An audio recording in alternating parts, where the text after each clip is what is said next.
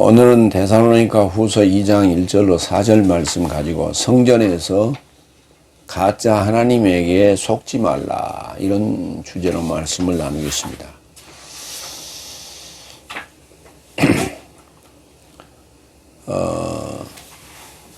지난주에 설교를 준비하는 중에 갑자기 컴퓨터 MS 워드로 설교를 작성하는데 갑자기 이상한 일이 벌어졌어요. 왜 그게 눌러졌는지 알 수가 없는데 1번, 2번, 3번 이렇게 우리 그 까만 글씨로 인쇄되어 있는 부분을 넣었는데 그게 갑자기 자동으로 이렇게 번호를 설정하는 형식으로 돼가지고 그걸 풀려고 한참을 찾아서 그걸 이제 해결을 했고, 그래서 이제 겨우 이제 토요일 날 돼서야 이제 설교가 완성이 됐는데, 인쇄를 하려고 보니까 갑자기 인쇄 한쪽 면이, A4지 한쪽 면이 한 4cm 가량이 오른쪽에 이렇게 들여 써서 그쪽에 여백이 생기는데, 회색 여백이 생기는데 도대체가 지워지지 않는 거. 그래서 내가 아들내미한테까지 전화를 해가지고 둘이 열심히 찾아서 결국은 이제 해결을 했습니다. 뭐 여러 가지 지금 약간 감기기도 약간 있는데, 오늘 지금 내용과 이렇게 교차해서 사단의 방해가 굉장히 심하였다는 것을 이제 얘기하고자 하는 거예요. 사단의 방해가 아직도 있다 하는 것을 우리가 볼 수가 있는 거예요. 오늘 내용하고 이렇게 교차해서 들으시면서 제가 조금 전에 말씀드렸던 내용도 한번 생각을 해보시기 바랍니다. 첫 번째, 데살로니가전서 2장 1절로 2장 1절로 2절, 거짓 선동에 속지 말라. 오늘 이제 선동, 그 다음에 어떤 그런 습관적으로 하고 있는 그런 교회에서의 내용들, 설교들, 그다음에 메시지, 이런 것들을 지금 통칭하고 있는 얘기다, 이렇게 볼 수가 있는 거예요. 첫 번째 1절. 그래서 형제 삶이여 내 삶은 내 삶의 주 예수 그리스도스의 임재에 관하여, 그리고 그를 접한 내 삶의 연합회에 관하여 네 삶을 탐문한다. 연합회를 줄이면 연회가 돼요. 네. 감리교회에서는 그걸 연회라고 그래요. 연합회라고 하는 것이 뭐냐면 연맹하고 비슷한 거예요. United States, 소비에트 연맹공화국,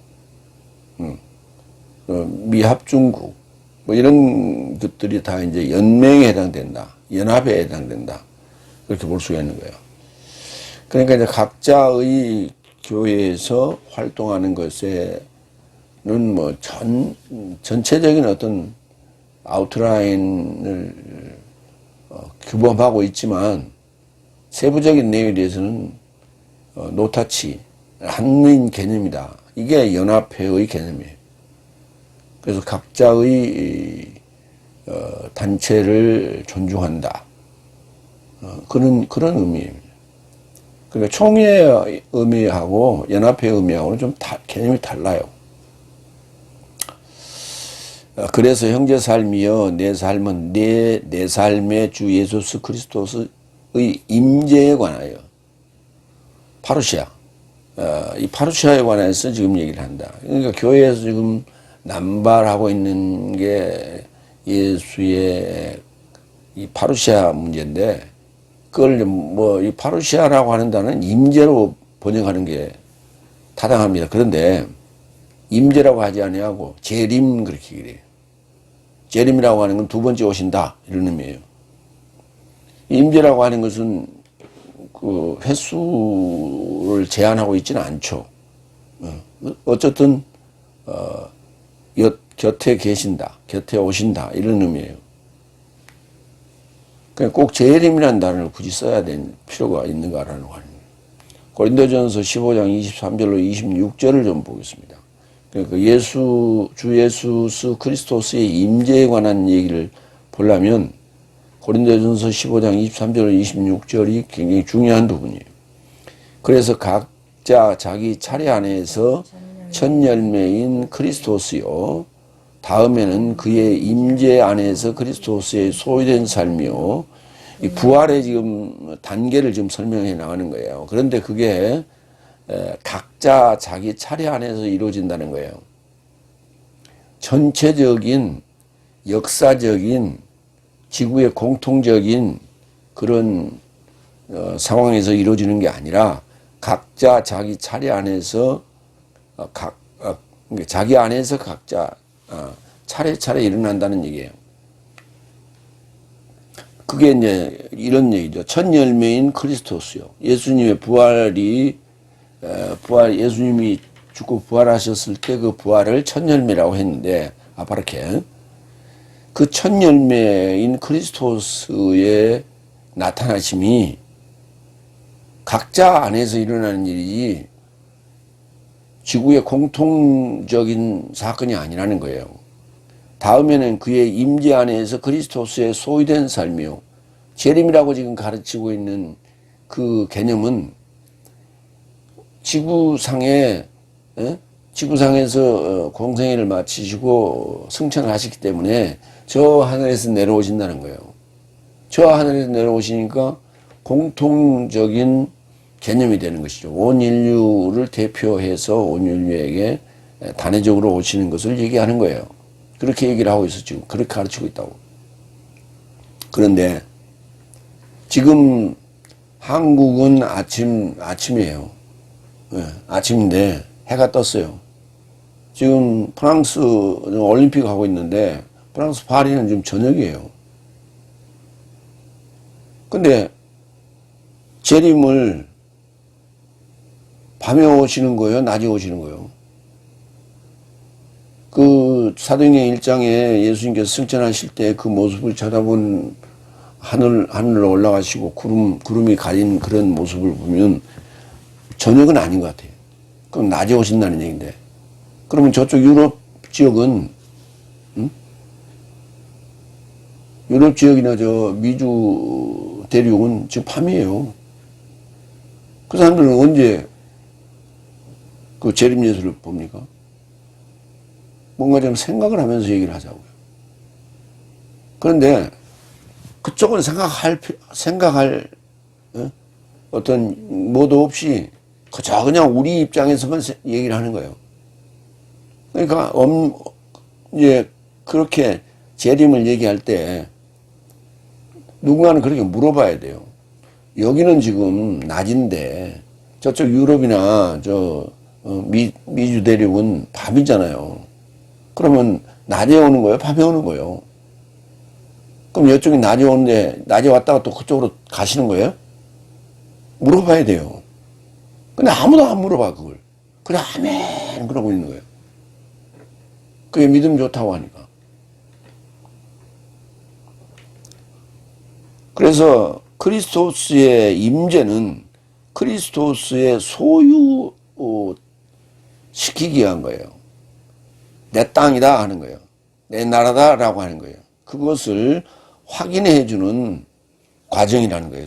이게 두 번째 단계예요. 그 다음에 세 번째 단계는 그 후에는 완성이라고 해요. 텔로스.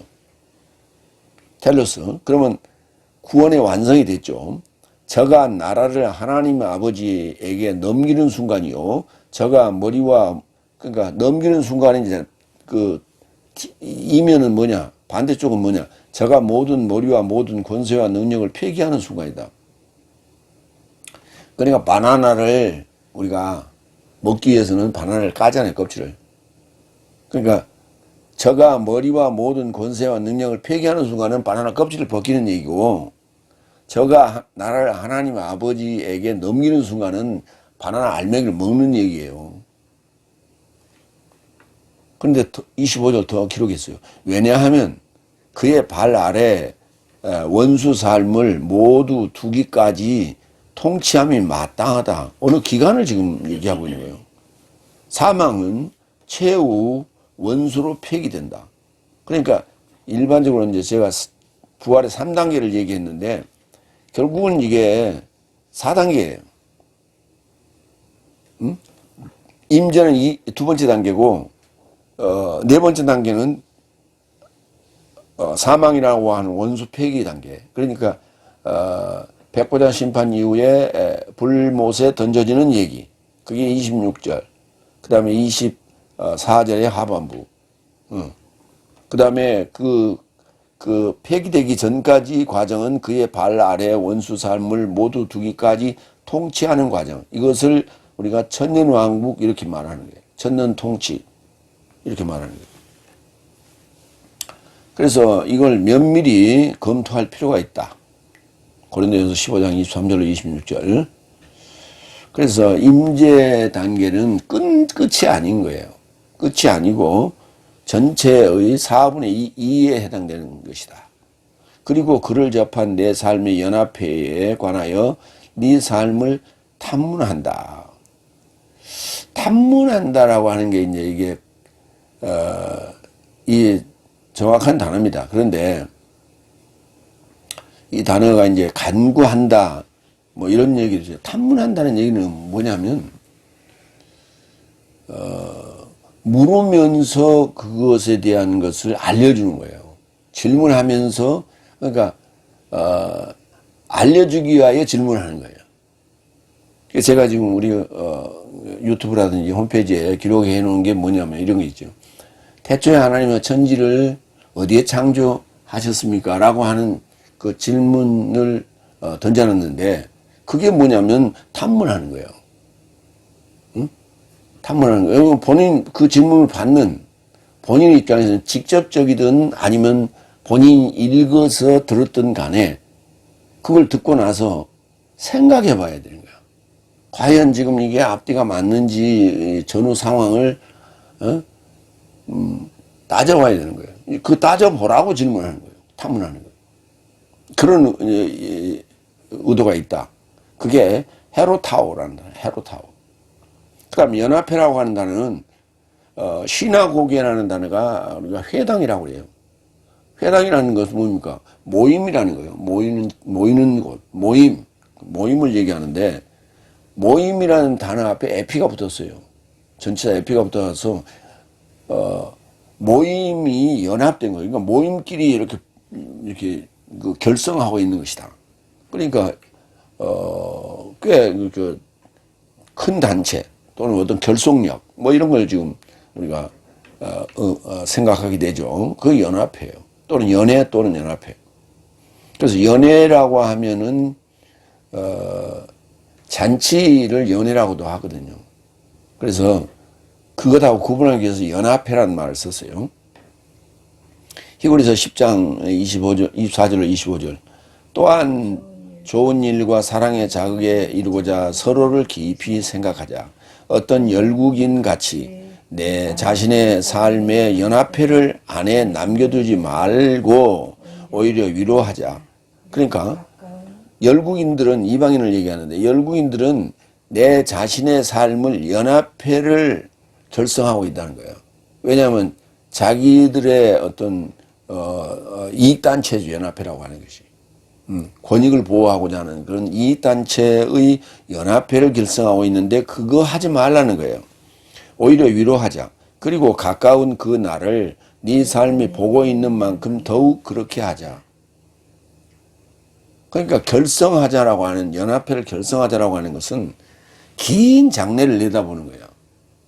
긴 장래를 내다보고 우리만의 카르텔을 이게 이제 일종의 카르텔이죠. 카르텔을 형성해서 그들만의 권익을 보호하자라고 하는 거예요. 지금 문제가 되는 게 이제 이익단체들, 자기만의 카르텔을 형성하는 이런 것이 사회 문제가 지금 되고 있는 것이죠. 데살로니가전서 4장 1절. 그런즉 남은 형제 삶이여 내 삶 곁에 네 삶이 받아들인 것 같이 내 삶은 네 삶을 탐문하고 주 예수스 안에서 위로한다. 그러니까 어떤 것을 이렇게 나무라기 위해서 어떤 것을 이렇게 질문하는 그런 이런 탐문이 아니라 생각을 이렇게 깨워주는 그런 거예요. 생각을 깨워주는 거예요. 생각을 깨워주는 그런 질문을 탐문이라고 한다. 네 삶이 더욱 넘치게 하려고 어떻게 네 삶을 활보하며 하나님에게 만족해함이 마땅하다. 탐문이라고 하는 부분을 좀 폭넓게 이해해 주시기 바랍니다. 두 번째, 2절. 그리스도스의 날이 임박했다는 것 같이 내 삶으로 인한 것 같이 편지로 인하지도 말고 말씀으로 인하지도 말고 영으로 인하지도 말고 겁먹게 되지도 말고 지각으로 네 삶을 속히 흔들리지 않기에 이르고자 탐문한다. 이게 그 1절과 2절이 연결되기 때문에 탐문한다는 단어로 마무리를 해야 맞습니다. 그래서 거기 이제 탐문한다가 두 번 언급이 됐기 때문에 괄호 안에 넣어놨어요. 그리스도스의 날에 임박했다는 것과 그 다음에 재림 사상, 재림 신앙 이런 것을 가지고 사람 계시록 가지고 사람들을 겁박하고 조바심을 만들고 사람들을 겁을 주고 그러는 것이죠. 그러니까 재림이나 그리스도스의 날이 임박했다는 것 같은 맥락이에요. 그런데 그것을 뭘로 하느냐? 편지로, 그 다음에 말씀으로, 영으로, 인하지도 그런 형태로 이제 전달이 되는데, 영으로 인하지도 말고 겁먹게 되지도 말고 지각으로부터 네 삶을 속히 흔들리지 않게 하라는 얘기예요. 그래서 탐문한다는 얘기예요. 탐문하면 그 문제를 앞뒤 정황을 따져보라는 거예요. 그래서 전후 사정을 알고 내가 인지한 다음에 인지했다면 그런 것에 우리가 겁먹을 필요가 없지요. 그런데 그런 걸 전혀 따져보지 않고 있다면 갑자기 질문을 받는다든지 그러면 겁먹잖아요. 그래서 결국은 휩쓸려 가는 거예요. 수많은 사람들이 지금 그 종말론이나 재림신앙에 좀 빠져서 가사탕진을 하고 인생을 망친 사람들이 많잖아요. 크리스토스의 날이 임박했다라고 하는 것 같이 임박했다라고 하는 단어가 시스템이라고 하는 서다 앞에 n이 붙었어요. 그러니까 안에 서는 거예요. 안에 섰다는 얘기는 임박했다는 얘기예요. 안에 섰다. 우리가 이제 어떤 손님이 오기로 돼 있는데 그 시간이 다 됐을 때 일어나서 이렇게 서성거리잖아요. 이렇게 일어서서 앉아있지 못한다 이 말이에요. 그런 형태로 이제 이해를 할 수 있겠습니다. 갈라디아서 1장 4절로 5절. 하나님과 내 삶의 아버지의 뜻을 따라 임박한 나쁜 세대에서 내 삶을 어떻게든 건지시려고 내 삶의 죄 삶이 초월하여 자신을 드렸던 분, 그에게 현세 삶에 속한 내세 삶에 이루고자 영광이다. 아멘. 그러니까 아버지의 뜻을 따라 임박한 나쁜 세대들이 있어요. 그러니까 지금 그리스도스의 날이나 예수 그리스도스의 임재에 대한 것들과 연관이 있습니다. 나쁜 세대의 임박한 나쁜 세대도. 빌립보서 1장 10절로 11절. 통나는 네 삶을 확증함에 이르러 그리스도스의 날에 이르러 네 삶이 순수함과 거리낌 없는 삶이 있게 하려 하며 하나님의 영광과 찬양에 이르고자 예수 그리스도로 인하여 의의 열매 삶이 채워지게 된 것이다. 그러니까 그리스도스의 날에 이르러나 아니면 파루시아 임재나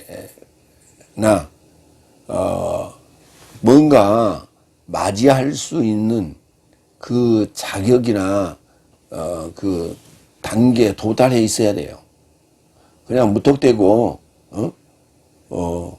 무슨 사건이 임박한 것처럼 그렇게 호들갑을 떨고 거기에 동조하면서 동분서주하는 그런다고 뭐가 해결돼요? 자기가 준비가 안 됐는데 무슨 소용이 있냐고.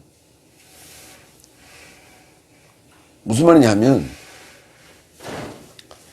무슨 이제 콘서트 이제 이 운동장 건물 운동장, 잠실 운동장이나 아니면 뭐 이제 상하 운동장 이 안에서 콘서트를 한다고 칩시다.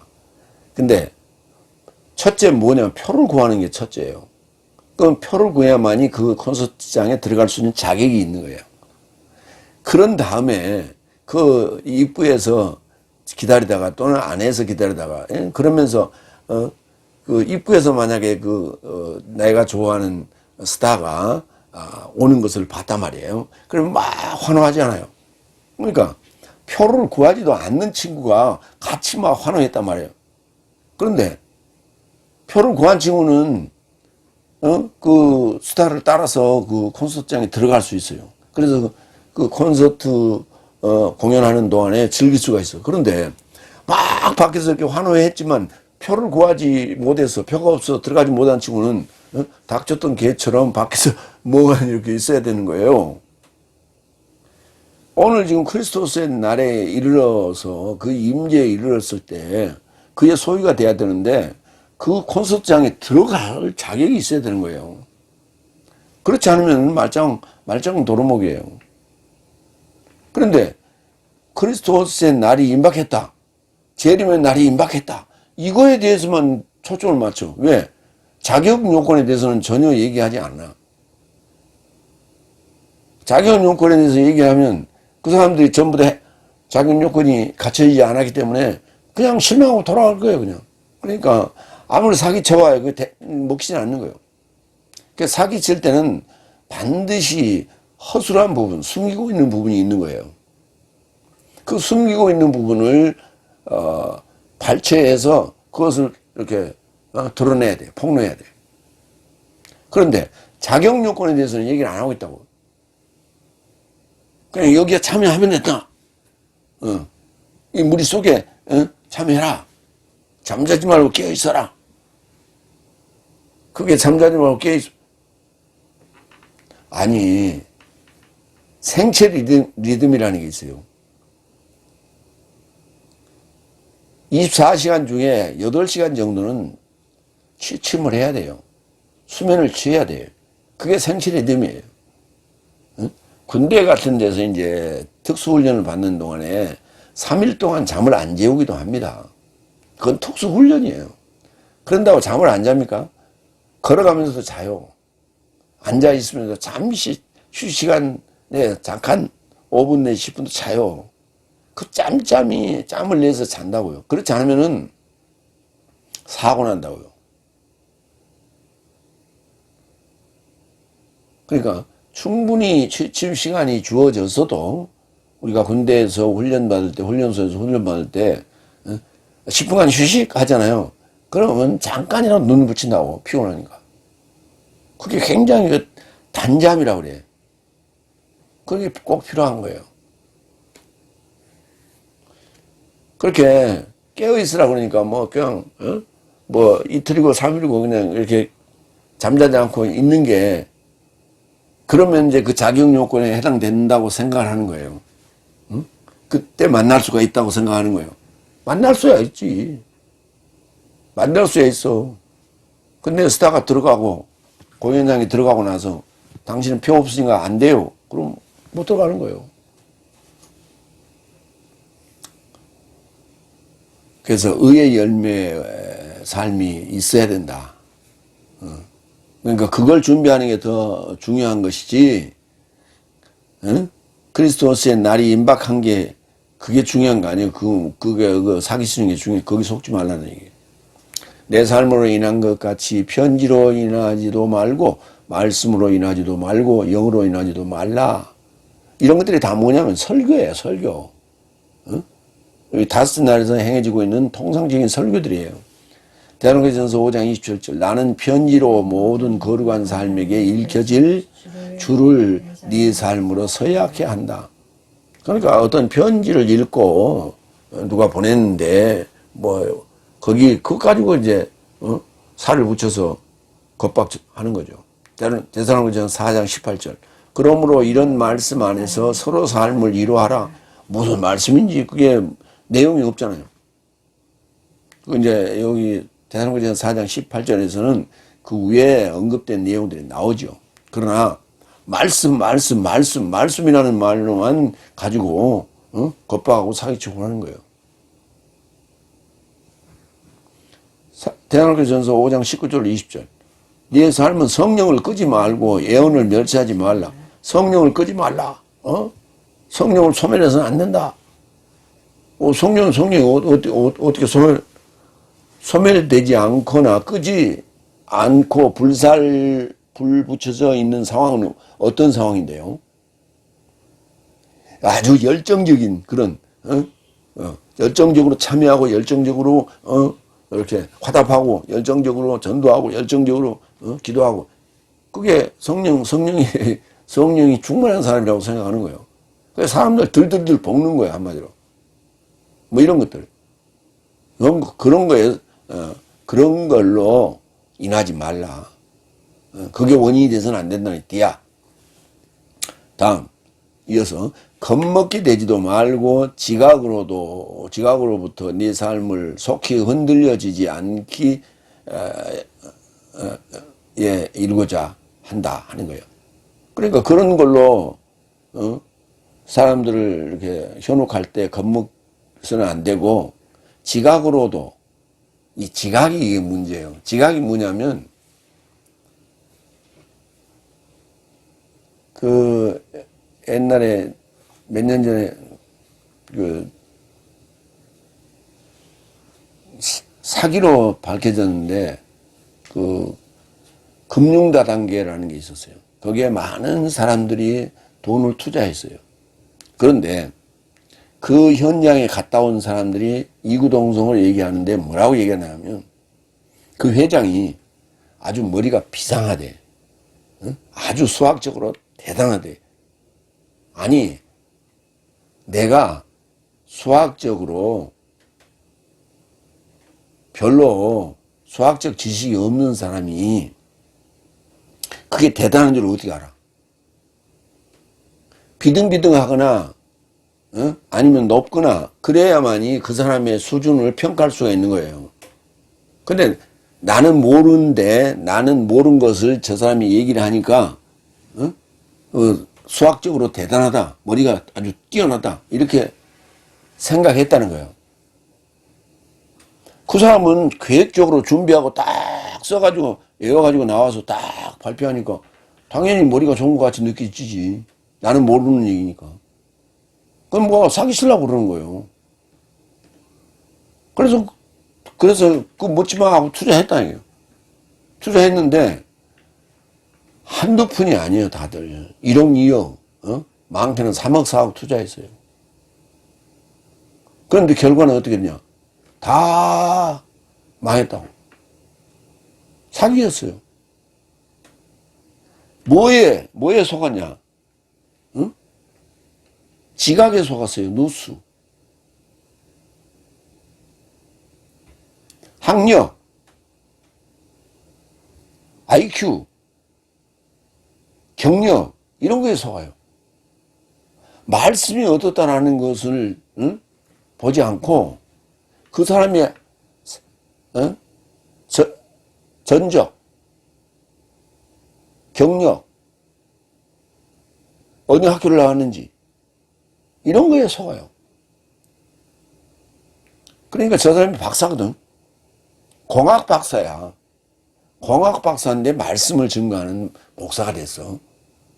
그러니까 오죽 하겠냐고. 뭐 거짓말 하겠어? 철저하게 연구했겠지. 개뿔.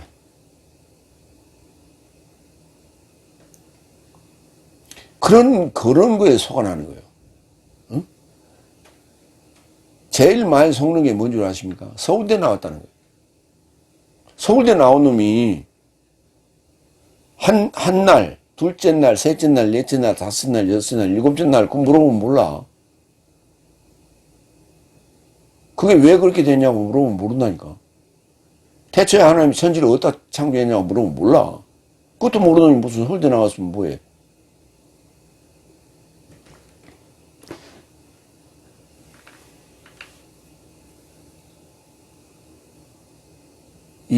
여러분 가수 중에 송창식 씨라는 가수 아시죠? 송창식 씨라는 가수는 아주 독특한 가수예요. 독특한 가수인데, 이 송창식 씨가 주로 트윈폴리오인가요? 그게 이제 합류하기 전에, 뭐, 조영남 씨, 뭐, 윤행주 씨, 뭐, 송창식 씨, 뭐, 이렇게, 거기에 합류하기 전에, 어디서 놀았냐면, 기타 들고, 홍대, 교정에서 맨날 풀밭에 앉아갖고 맨날 치고 있었다는 거예요. 그러니까 거기 홍대 다니던 그 멤버들, 또는 또는 홍대생들이 생각할 때, 아, 송창식 씨는 홍대생이라고 생각했던 거예요. 근데, 예고 2년 중퇴하신 분이에요. 예고 2년 중퇴를 했는데, 예고를 들어갔는데, 자기는 아무 준비가 안 돼 있었다는 거예요. 자기가 알고 있는 음악적 지식은 전부 다 바닥이더라는 거예요. 근데 거기 학생들은 보니까 다 레슨을 받고 아주 기초가 탄탄하게 준비가 되는 자들인데 자기는 레슨을 받을 그런 형편이 안 된 거예요. 무지하게 찢어지게 하나요. 그래서 결국은 중퇴를 하고 나왔어요. 그런데 정말 음악을 하고 싶은 거예요. 그래서 기타도 살 수가 없는 형편이었고, 그래서 자기가 손수 기타를 만들었다는 거예요. 그래가지고 다 화그래가지고 그렇게 기타를 치고 연습하고 했었다는 거예요. 그래가지고 트윈폴리오를 하다가 그 윤행주가 공부하러 이제 외국 유학 가는 바람에 그 팀이 해체됐어요.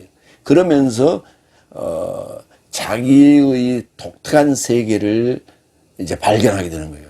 그래서 그 유명한 곡들이 나오게 되죠. 피리 부는 사나이, 뭐 고래사냥, 뭐 이런 거요. 우리 애들 뭐 이런 것들이 나오게 된 거죠. 그런데 지금은 이제 나이가 한 70대 후반까지 됐는데 성대 수술을 해가지고 지금 수많은 그 훈련을 통해서 지금 그걸 복원하고 있는 중이라. 그래서 약간 어눌한 그런 부분이 좀 있죠. 근데 학력이 중요한 게 아니죠. 그런데 타고난 어떤 그 소질을 개발해 가지고 자기만의 독특한 세계를 완성하신 분이에요.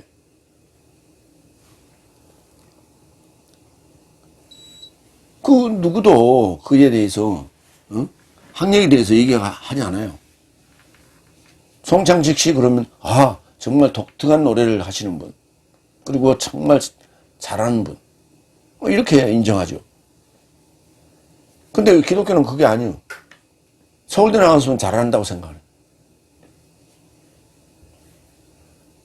이스라엘 유학 갔다 왔으면 잘한다고 생각해요. 나는 유학파 아닙니다. 그런데 나는 수많은 질문을 던졌죠. 우리 홈페이지에 들어가시면 창세기 1장 1절부터 2장 4절까지에 50문항을 던져놨어요. 질문을. 그 질문을 이스라엘 유학 갔다 오신 그 박사님한테 던진 질문이에요. 그게 질문지예요.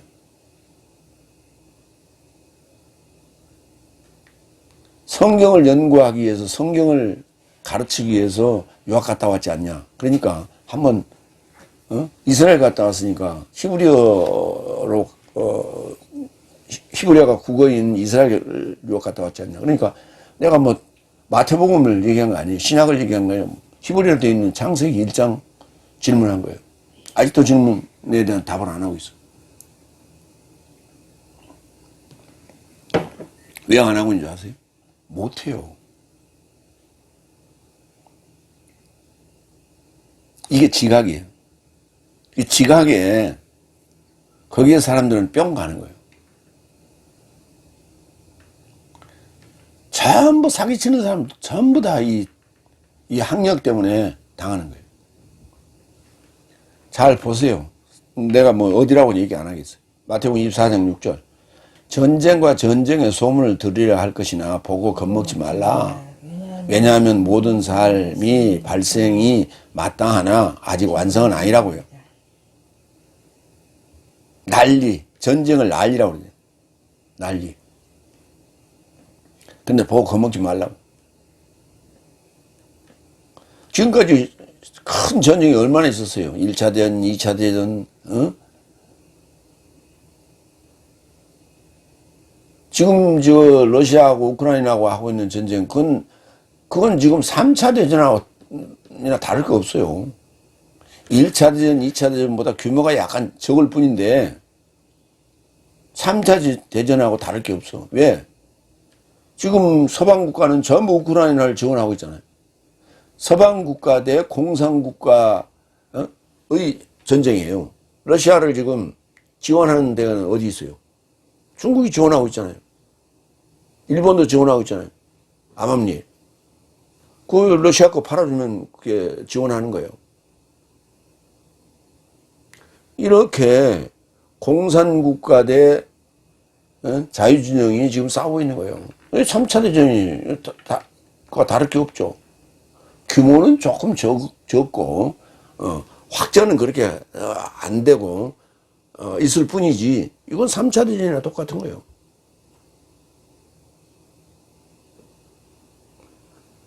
지구상에 이런 큰 전쟁이 얼마나 많았어. 근데 성경을 인용해서 3차 대전이 뭐 아마겟돈 전쟁이다 뭐 등등 이렇게 겁주면서 계시록 가지고 수많은 장난을 쳐왔어요. 그렇게 계시록 가지고 장난치던 그 결과가 어떻게 되냐. 잠실에서 장난치던 친구 풍납동을 가가지고 거기 가서 이 건물 가지고 소유권 문제로 은퇴하면서 법정 다툼이나 하고. 아니 어서 오십시오.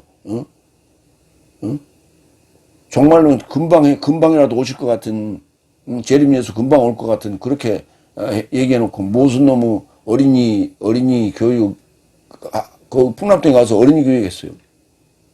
그런가 하면 왜 건물에 그렇게 욕심을 부리고 그 문제 가지고 그렇게 시끄럽게 해요?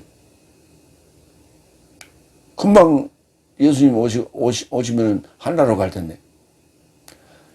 전부 사기예요, 사기. 앞뒤에 하나도 안 맞는 얘기예요. 그가 뭘 내세우는지 아세요? 자기는 MBC PD 출신이라고. 그렇게 그 경력 내세우면서 사기쳤어요. 골로새서 2장 18절.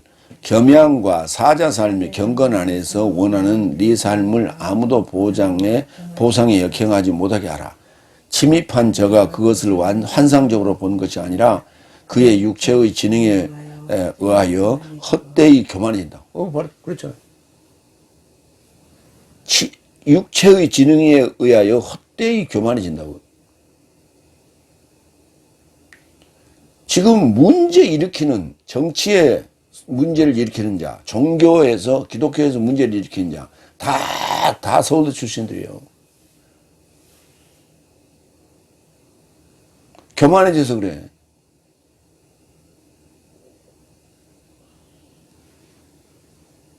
지능 때문에. 지능이 뭐예요? IQ 아니에요, IQ.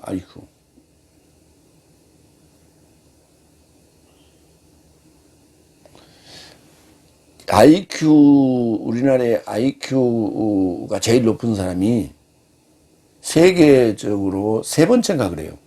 3등인가 그래요.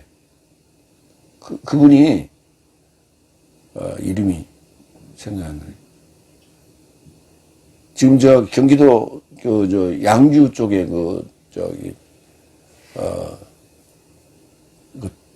대학교에 교양학과 교수로 있어요. 그분이 저 어렸을 때 8살 때 미국 나사에 취직이 돼가지고 근무를 하다가 향수병 때문에 그 사표 쓰고 오신 분이에요.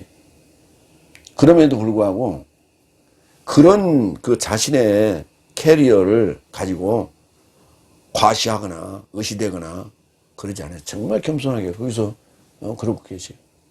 그러면서 수학을 전공하는 학생들이나 아니면 교수들이 수학을 풀다가 풀리지 않는 문제가 있으면 그분한테 김웅룡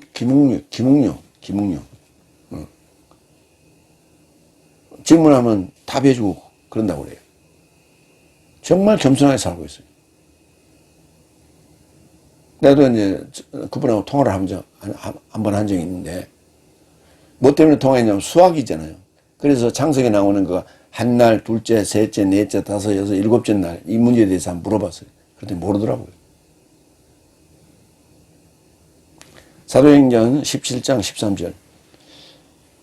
그러나 하나님의 말씀이 바울로스에 의해 베로니아 안에서도 전해지는 것을 데살로니케로부터 유대인 삶이 알자마자 무리를 선동하여 거기도 왔다.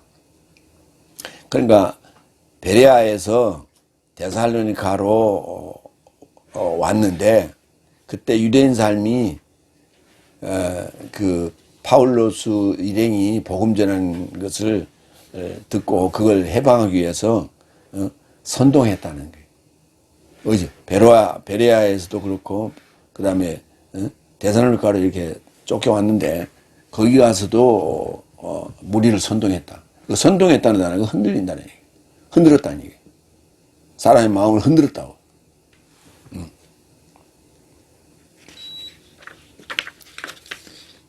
두 번째 되지. 데살로니가후서 2장 3절. 성전에서 하나님 노릇하는 방식에 속지 말라. 2장 3절로 4절이에요. 세 번째 3절. 누가 네 삶을 속여 넘기려도 아무것도 아닌 방식을 좇지 말라. 만약 먼저 변절이 오지 않고 멸망의 아들인 죄의 사람이 계시되지 않았기 때문이다. 이게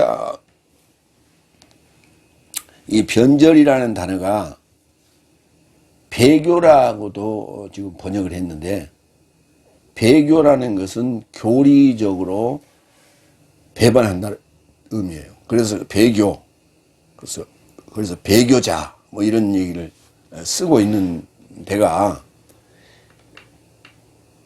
아니 여기 지금 우리 개혁 성경에는 3절을 뭐라고 해놨냐면 이렇게 해놨어요.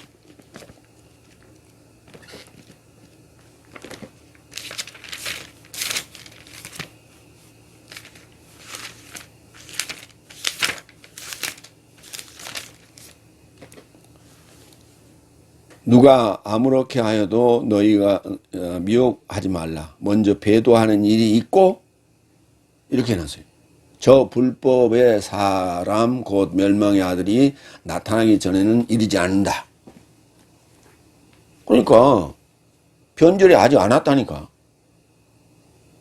변절이 오지 않았고 멸망의 아들인 죄의 사람이 계시되지 않았어요.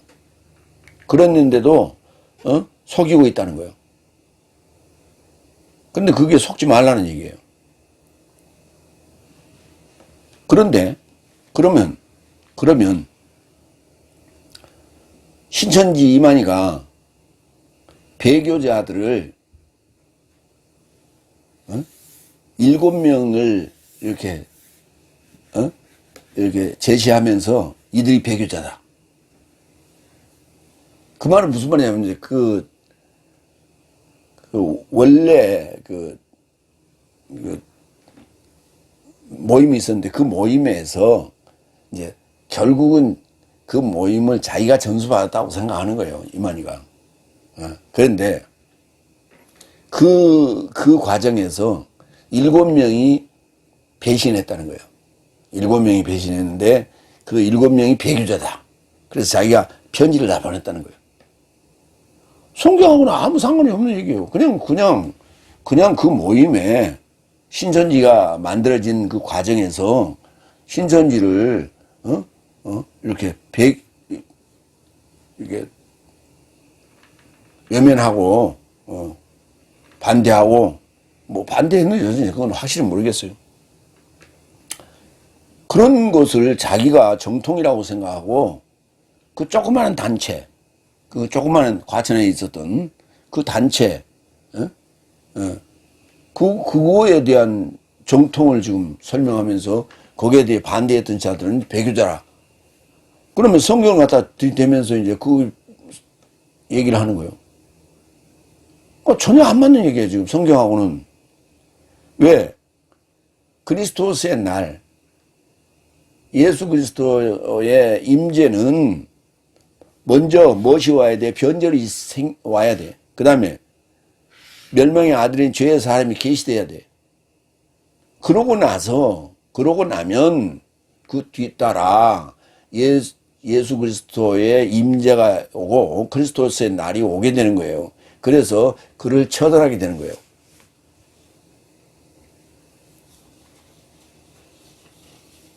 그 얘기를 하고 있는 건데 무슨 배교자가, 나는 그래서 배교자가 성경에 여러 군데 나온 줄 알았어요. 여기요, 이 변절이라는 단어는 두 군데밖에 안 나와요.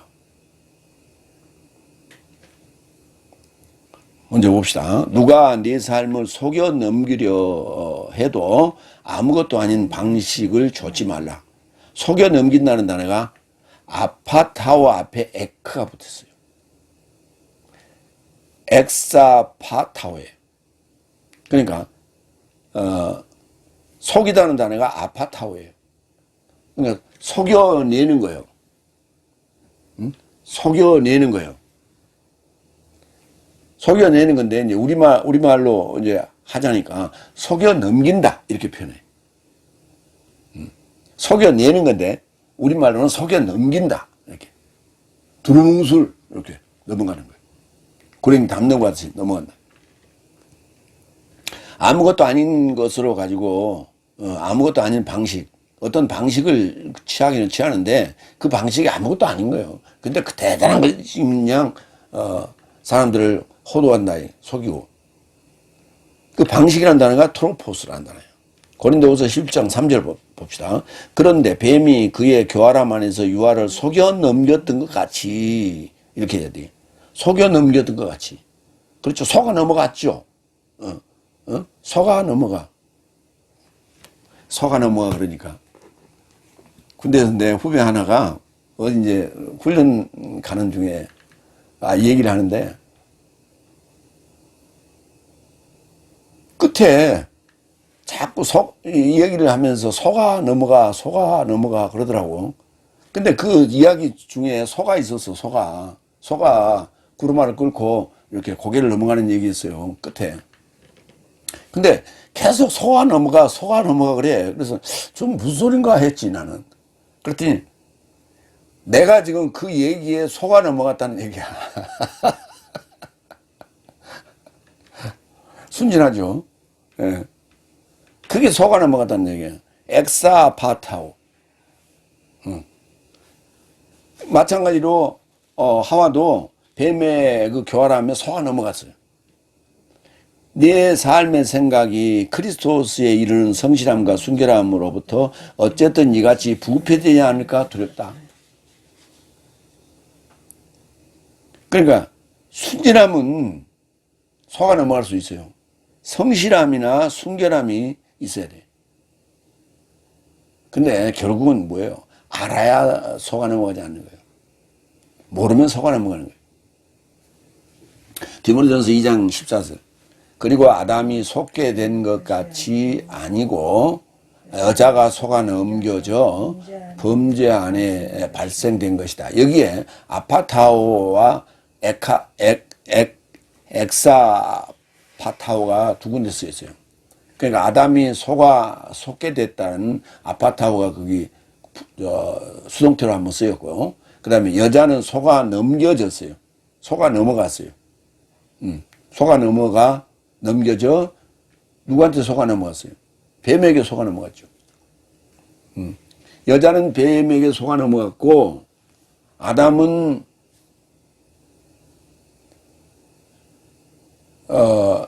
속게 된 것이 아니라고 그랬는데, 그러니까 누가 뱀에게 속게 됐냐라는 얘기를 하자는 거예요 지금. 근데 아담도 결국은 하와에게 당했잖아요. 그래서 그 두 단어가 이렇게 공이 쓰인 데는 디모데전서 2장 14절이다. 유다서 1장 7절도 볼까요? 소돔과 고모라처럼 그 주변 성읍 삶도 저 삶과 같은 방식으로 음행에 빠져서 그 방식으로 같은 형태로 같은 형식으로 음행에 빠져서 다른 육체 뒤로 떠났으니 저 삶이 현세적 불의 정의를 감내하는 견본을 앞에 놓았다. 그러니까 소돔과 고모라는 음행, 불심판 이렇게 견본이 됐다고. 견본, 표본, 견본, 모델. 그러니까 소돔 고모라처럼 하면 불심판이다 하는 얘기를 지금 하는 거예요. 그런 방식이다.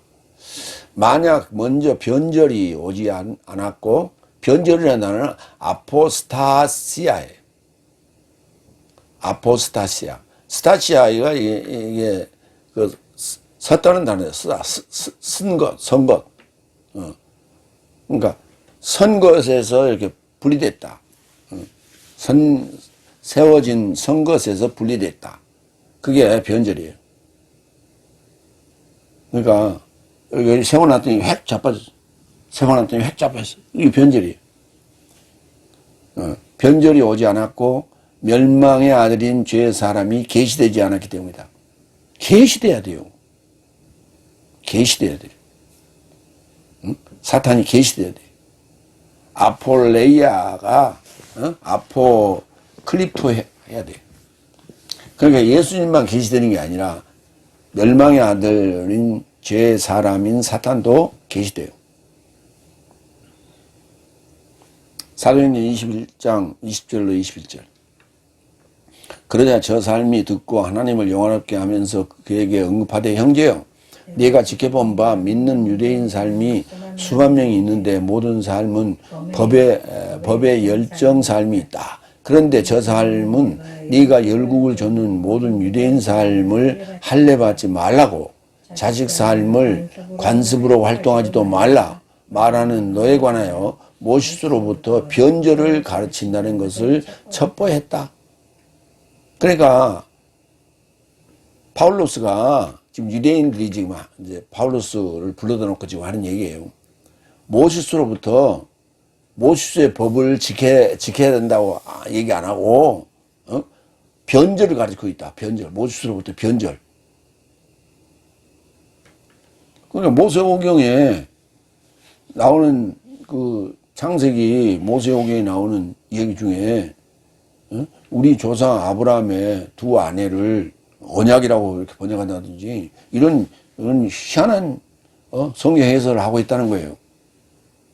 이게 바로 모세의 법으로부터, 모세를 우리는 아주 위대하다고 생각하고 있는데 그렇게 우리는 지키고 있는데 율법주의죠. 그거를 율법주의를 타파했다는 거예요. 이게 모세로부터의 변절이라는 거예요. 이게. 그러니까 유대인들이 생각할 때는 그게 변절인 거예요. 그 변절을 가르친다는 것을 첩보했다. 카테케오. 카타 더하기 에코예요. 에코. 메아리 또는 소음. 소문. 이런 게 울리죠. 울려. 이렇게. 메아리도 울리고, 소음도 울리고, 소문도 울려 나오죠. 그 울려서 쫙 깔린다는 얘기예요. 카타. 그것을 수강이라는 단어로도, 강사가 강단에서 이렇게 메시지를 전하면 그게 거기 모인 그 수강생들한테 쫙 퍼지잖아요. 이렇게. 겨울철에 우리 시골에 한옥에서 부삽에서 불을 떼면 기압이 낮을 때는 그 굴뚝에서 되게 이제 굴뚝이 이렇게 굴뚝이 세워진 굴뚝도 있고 그다음에 그 텐마루를 통해서 마당으로 이렇게 나오는 굴뚝도 있어요. 그 마당으로 나오는 그 굴뚝에 그 연기가 나와서 마당에 쫙 깔리는 그런 현상이 있을 때가 있어요. 그게 이제 이미자 누나가 왜 그 무대에서 KBS 가요 무대에 나올 때 드라이 아이스 쫙 깔리는 거 있잖아요. 그런 거예요. 그게 카타예요. 그러니까 그런 어떤 소문이 그런 어떤 가르침이 쫙 깔리는 그런 그러니까 그건 뭐예요? 첩보로 이렇게 받을 수가 있죠. 첩보됐다. 첩보했다. 그렇게 수강했다. 첩보했다. 이런 식으로 번역할 수 있는 거죠. 그러니까 모슈스로부터 변제를 가르친다는 것을 우리는 이렇게 들었다. 전에 들었다. 첩보를 받았다. 그 신문하고 있는 거죠, 지금 파울로스를. 요한복음 17장 12절. 내가 저 삶과 결합하여 세상 안에 있을 때 저 삶을 당신의 이름 안에서 지켜서 당신께서 내게 주신 삶을 보존하였으니 성경이 채워지게 하려고 멸망의 아들이 아니고는 저 삶에서 하나도 멸망하지 않았습니다. 멸망의 아들만 멸망하도록 했습니다. 그래서 그 멸망의 아들이 누구예요? 가룟유다지. 그 외에는 내가 멸망시키지 않았습니다. 라고 지금 얘기하고 있다고. 데살로니가 후서 2장 8절 9절. 그리고 그때에 불법한 자가 계시될 것이니, 예, 여기도 나와요. 지금, 5절 이하, 그 다음, 데살로니가 후서 2장, 계속 이제 이 불법한 얘기로 이제 언급이 되고 사탄으로 언급이 되기도 하고, 그 앞에서는 사망의 사람으로, 죄의 사람 또는 사망의, 멸망의 아들이라 이렇게도 표현하고 있죠. 그러니까 멸망의 아들, 죄의 사람, 그 다음에 불법, 사탄 이렇게 이런 식으로 이제 그 사탄을 설명하고 있는 거죠. 그 불법한 자가 계시될 것이니 주께서 그의 입의 영으로 저를 소멸하시고 그의 임재의 출현으로 폐기하실 것이다. 그러니까 반드시 예수님의 임재 이전에 불법한 자가 계시되는 거예요. 사탄이 계시되는 거예요. 9절 그의 임재는 사탄의 역사를 쫓아서 모든 능력과 표적과 거짓 기적 안에서 행하신다. 사탄이 먼저예요. 먼저 계시되고 그 다음에 예수님이 임재 계시되는 그 순서를 알고 해야 된다. 네 번째, 그는 하나님이라고 자신을 밝히 보여주어 그같이 저를 하나님의 성전에 이르러 하나님같이 앉을 하나님이나 숭배자로 일컬어지는 모든 것에 접하여 대적하는 자요 자관하는 자다. 그러니까 어디서 사기를 치느냐? 성전에서 한다고. 강대상에 있는 성전 이기도 하지만은 이 성전이 어디냐면 예수님의 육체를 가리켜 요한복음 2장에서 성전이라고 그랬어요. 그 성전을 헐라. 헐기 이전에 그 육체 안에서 사기치는 거예요. 그러니까 헐고 세워진 성전은 아무리 사기를 쳐도 사기를 안 당해요. 헐리기 전에 성전은 사기를 치면 당할 수 있어요. 그러니까 강대상, 표면적으로는 강대상에서 해요. 그래야 효과가 있어요. 근데 그 강대상에서 외치는 사기가, 설교가 어디로 들어오느냐? 내 성전으로 들어오는 거예요. 내 성전이 들어와서 내 성전에서 딱 자리 잡고 있는 거예요. 뭐가? 불법이.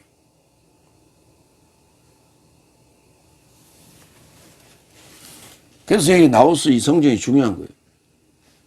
그는 하나님이라고 자신을 밝힌다고, 밝히 보여준다고. 아포데이크님이 밝히 보여준다고. 사도행전 2장 22절.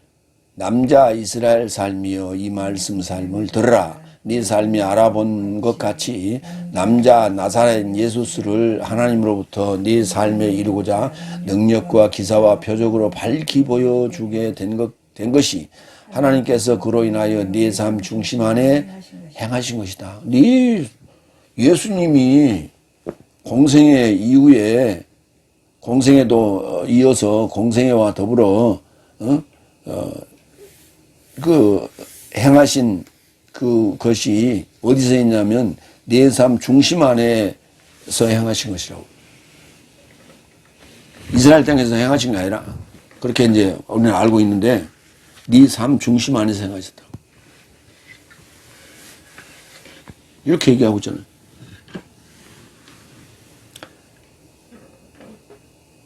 그러니까 성경을 천천히 잘 따져 읽어봐야 되는데 안 따지고 이런 대수롭지 않게 넘어가냐.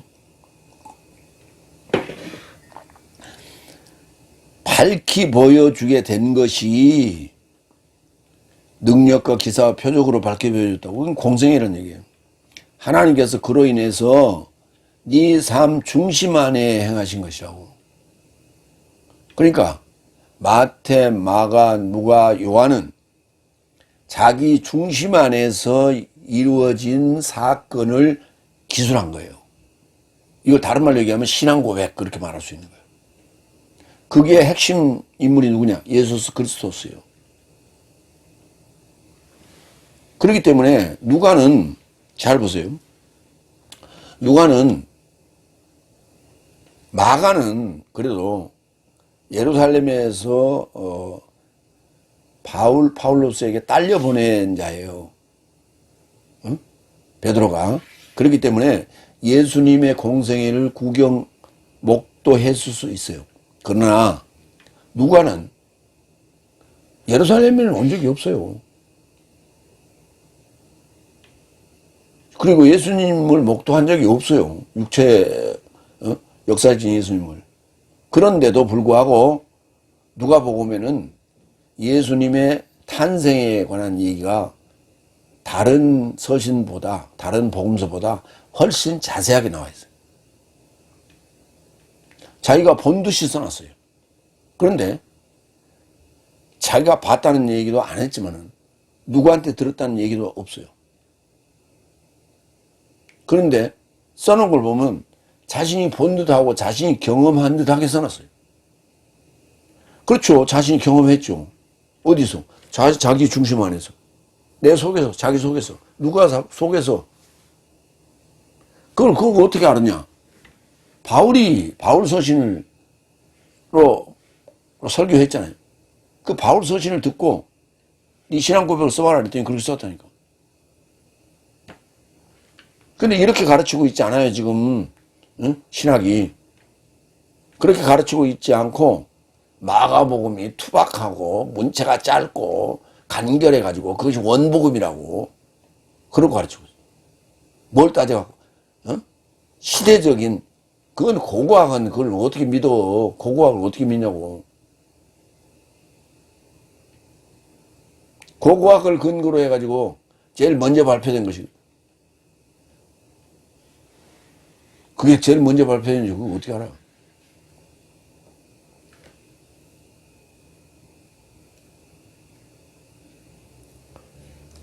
자기가 하나님이라고 의시되는 거예요.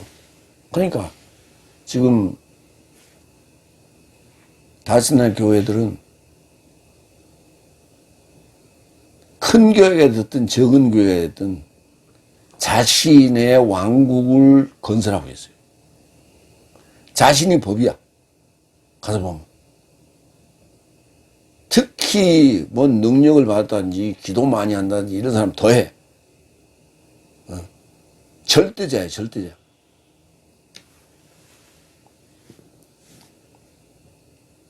그같이 저를 하나님의 성전에 이르러 하나님같이 앉았다고요. 권자에 앉았다고요. 카티죠. 여기 성전은 나우스라는 성전이에요. 고린도서 3장 16절 17절. 네 삶은 하나님의 성전이며 네 삶이 하나님의 성전이라고. 네 삶 안에 지금 하나님 같이 들어와 있는 거예요, 지금. 하나님의 영이 내 삶 안에 거주하시는 줄을 알아보지 못한 것이냐? 누군가 하나님의 성전을 부패시키거든 하나님께서 저를 부패시킬 것이다. 왜냐하면 하나님의 성전은 거룩하니 내 삶도 그러하다. 하나님의 성전을 부패시킨 자가 누구예요? 설교자예요, 지금. 거짓말로 속이고 있는 설교자예요. 사도행전 12장 21절로 23절 그 좋은 예예요.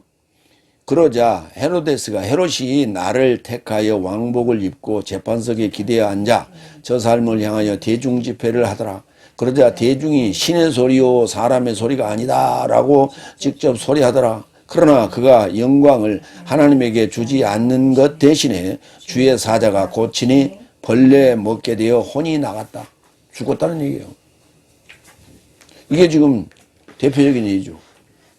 응? 하나님같이 지금 행세하다가 죽었어요. 마태복음 24장 15절로 22절. 그런 적이 읽는 자는 깨달으라. 예언자 다니엘로 인하여 구전된 바 거룩한 곳 안에 서 있는 황폐함에 혐오스러운 것을 언제든지 알아보거든. 얘가 지금 누구요? 불법한 자예요. 불법이에요.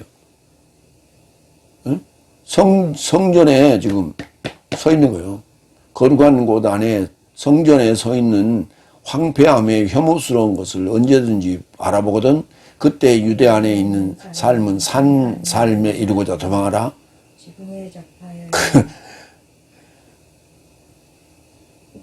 그게 AD 70년 사건이라고. 그래갖고 거기 산으로 도망가는데 다 어린애 하나 남겨놓고 다 죽었잖아요. 스스로 자살했어요. 응? 마띠아. 어? 뭐야. 기억이 잘 안 나요. 그 산 꼭대기에 별장이 있었죠. 먹을 물도 있었고. 근데 결국은 다 죽었어요. 그러니까 결과를 보라고. 그거 살았어야지. 17절 지붕에 접하여 있는 자는 그의 집에서 무엇을 가지려고 내려가지 말라. 들 안에 있는 자도 그의 옷을 가지려고 뒤로 돌이키지 말라. 자궁 안에 가진 삶과 그날 삶 안에서 접하는 삶에게도 화로다. 그래서 네 삶의 도망이 겨울에는 안식일에 발생하지 않게 하려고 기도하라. 왜냐하면 그때 재앙이 있을 것인데 재앙은 세상의 시작부터 발생한 적이 없고 이제까지 없었고 결코 발생하지 않았지. 그리고 만일 그 날 삶이 단축되지 않으면 모든 육체가 구원받지 못했다. 그러나 선택한 삶을 인하여 그 날 삶이 단축될 것이다. 그러니까 성전에 혐오스러운 황폐하며 혐오스러운 것이 선 것을 보거든 그때 예수 그리스도스의 임재가 임박합니다. 그리고 그리스도스의 임재가 이루어지면 무슨 일이 있냐? 그 날을 단축한다고. 그 날이 단축된다고. 그 날이 단축된다는 말은 무슨 말이냐면 현세에서 내세 삶으로 바로 연결되는 거예요. 현세 삶인데 내세 삶을 사는 거예요. 그때부터 그리스도스의 날, 일곱째 날에. 그러면 내세 삶으로 바로 들어가는 거예요. 그냥 죽으면. 응? 죽으면 부활한 게 아니라 죽으면 그냥 이미 부활은 했어요. 이미 부활은 했어. 왜? 아까 고린도전서 15장 23절 이하에서 첫 열매인 그리스도스가 부활이에요. 누구의 부활? 주님의 부활, 나의 부활.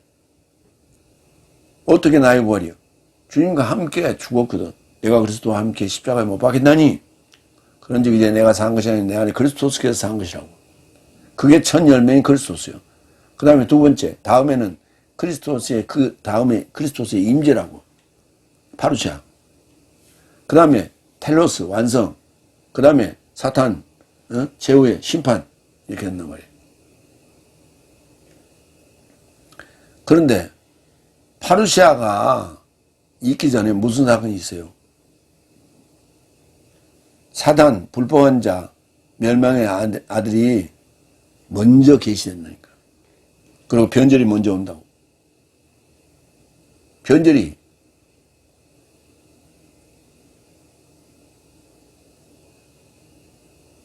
하나님이나 숭배자로 일컬어지는 모든 것을 접하여 대적하는 자요 자만한 자이다. 그게 밖에서도 이루어지면 내 안에서 이루어지는 거예요. 내 중심 안에서, 성전 안에서. 그러니까 내가 이게 이제 이걸 이제 파루시아가 이루어졌을 때, 내가 그의 소유가 됐을 때 무슨 일이 벌어졌냐? 그 전까지는 기세등등 하다가 내가 신앙인이다 하는 기세등등한 닷새 날 살다가 일곱째 날에 들어가면 그때부터 성경을 깨달았죠. 아는 게 많죠. 근데 그때부터 겸손해지기 시작해요.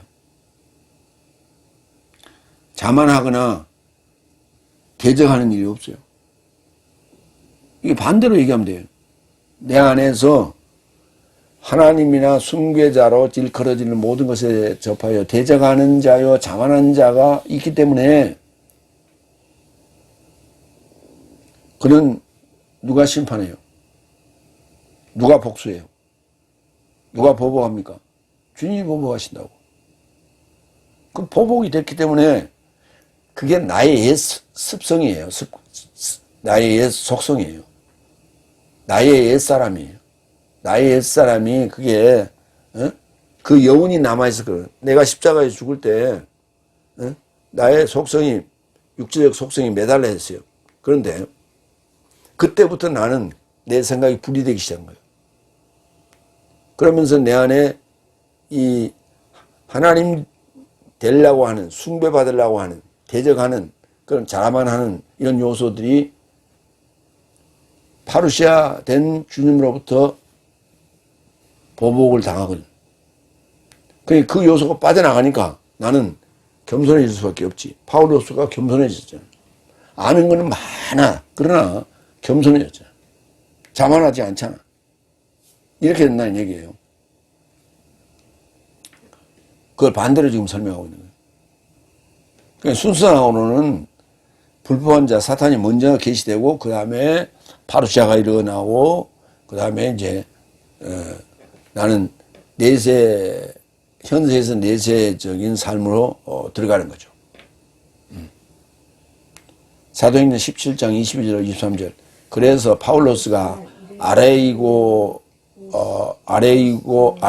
파고스 중심 안에 세워져 단언하였다.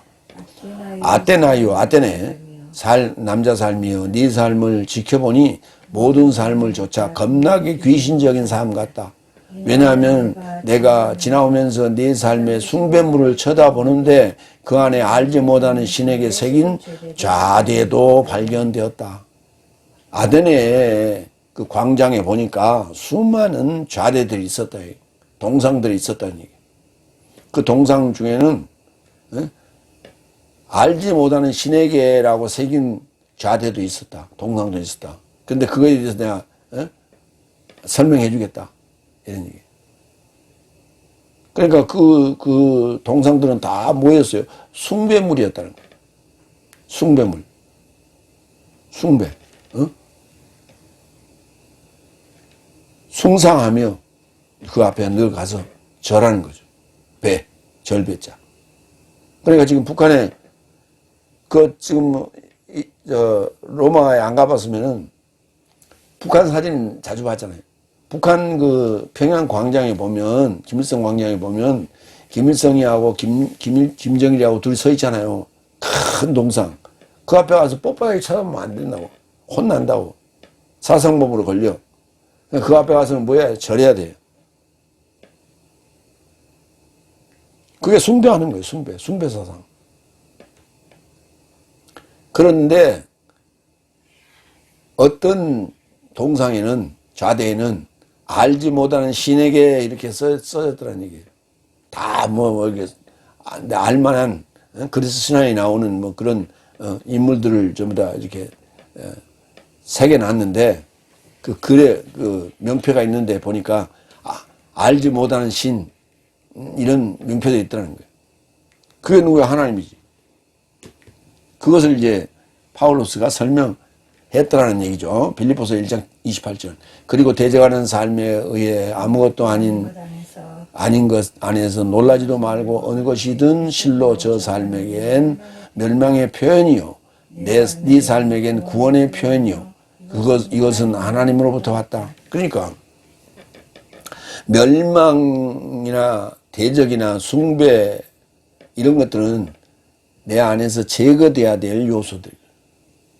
그러니까 저 삶에게 멸망의 표현이요 네 삶에게는 구원의 표현이다. 이 같이 오는 거예요. 그런데 순서는 그게 먼저, 그 다음에 구원은 이제 바로 이어지지만은, 그러니까, 그래서 아까 얘기했잖아요.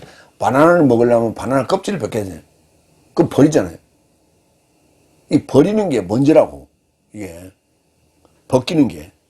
그러니까, 저 삶에게는 멸망의 표현이요. 이 껍질, 바나나 껍질 벗기는 거. 그 다음에 네 삶에게는 구원의 표현이요. 알맹이. 완성, 테로스. 그러니까 같이 동시에 온다는 얘기예요. 그러니까 숭배자로 하나님이나 숭배자로 일컬어지며 대적하고 자만한 자라는 표현이 표면적으로 강대상에서 그런 짓을 하는 자도 있지만은 내 안에서 제거돼야 될 요소란 말이에요. 그 제거되면 구원이에요. 그럼 제거될 수밖에 없어. 왜? 파루시아가 됐으니까. 그래서 이게 어디서 이루어지는가, 그리고 그 상황을 잘 이해를 해야 된다 하는 얘기예요. 고린도후서 12장 7절.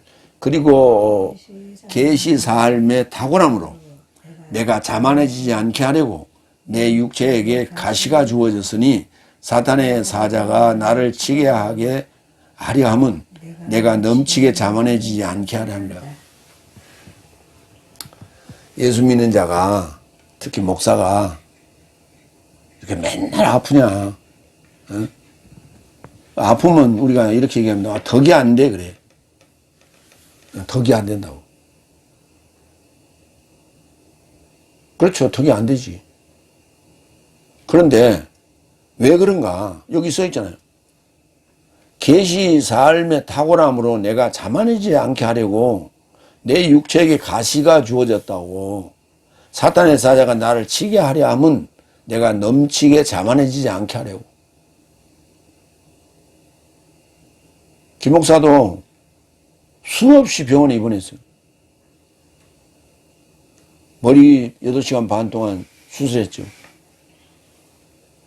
뇌졸중 걸려서 1차 일주일 동안 입원했죠. 뇌혈증 걸려서 또 2차 입원했죠. 이번에는 그 외에도 있는 다니는 병원이 신경과, 내분비내과, 비뇨기과, 그 다음에 하나 더 생겼어요. 순환기내과. 이번에 이제 허혈성 심장병, 관상동맥 좁아져가지고 그거 지금 시술했잖아요. 스텐트. 아직도 지금 가슴이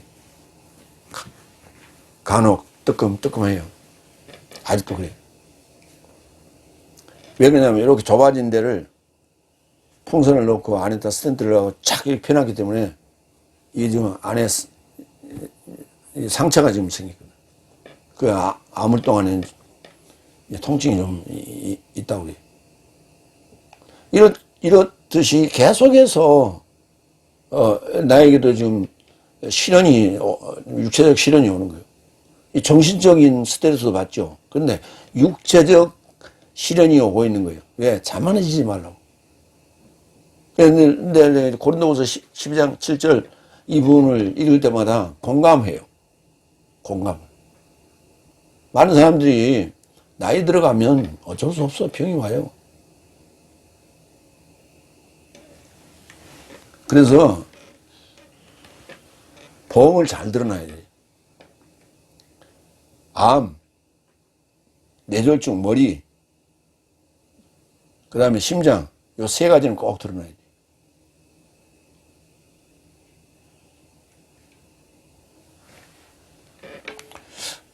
마무리합니다. 내 삶의 주 예수의 임재에 관하여 그리고 그를 접한 내 삶의 연합회에 관하여 네 삶을 탐문한다.